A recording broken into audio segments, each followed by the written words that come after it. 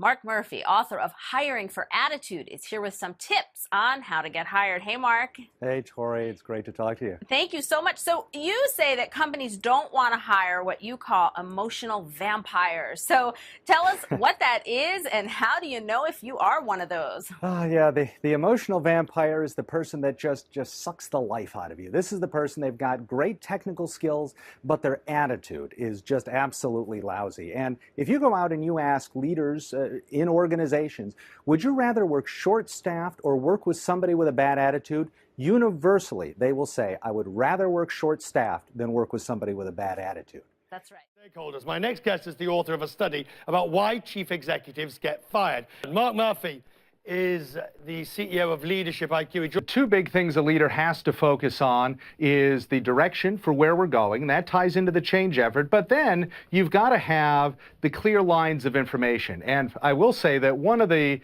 worst signs for a CEO is whenever you're not the first person to get the bad news. That's, in our studies, that usually spells the ouster of that particular CEO. So this is sort of the myth that middle performers aren't high performers because they just don't have the talent. It turns out that that represents about 10% of the cases. Are there people who just aren't going to take that next big leap? They want to, they're trying, they're giving it their all, and they have the right attitude. They're there, I want to be great, but they just kind of lack the mental oomph to take that next step. Are those people in existence? Absolutely, they are there. But they are not 90% of people. They are about 10% of our middle performers. And we sometimes call these folks the bless their hearts. Because I live in Georgia, I live in Atlanta, and so in the South, bless your heart is a nice way of saying you're trying, but it ain't working. It's usually said along the lines of, well, bless your heart, that was so sweet, that was just so nice, thanks for trying. That was wrong, you're an idiot, but bless your heart, that was so sweet, that was so nice. Now, I live in Atlanta, so I can get away with that.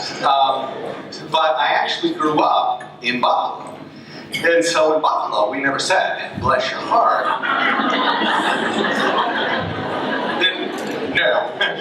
But what we used to say to be nice was, we would always say, God love him. God love him. He's out there trying. He's a moron, but God love him. He gets up every day and he's giving it his all. And then, of course, for all my buddies who live in the Bronx and Brooklyn, they would just say, that poor bastard.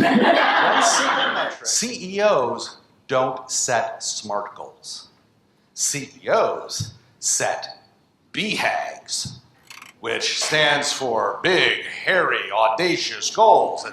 They're big and they're messy. And you can walk into any CEO's office and go, what's your BHAG? And they're going to go, yeah, let me tell you what my BHAG is. Yeah, we're going to achieve 80% market share by the end of 2015.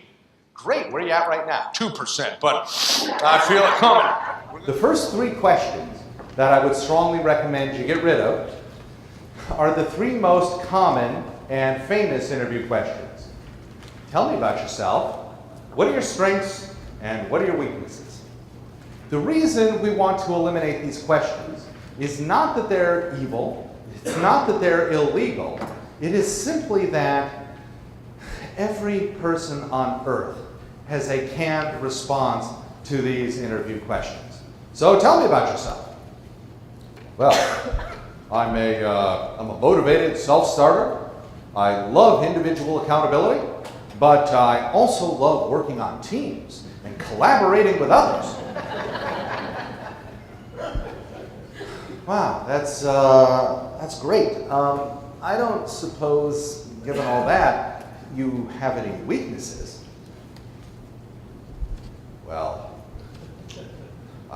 since you asked, I don't like to talk about this too often, but I have been told that sometimes in the past, I care too much. I give too much of myself. I'm sometimes too perfect. And it intimidates the people around me. And this can be a struggle.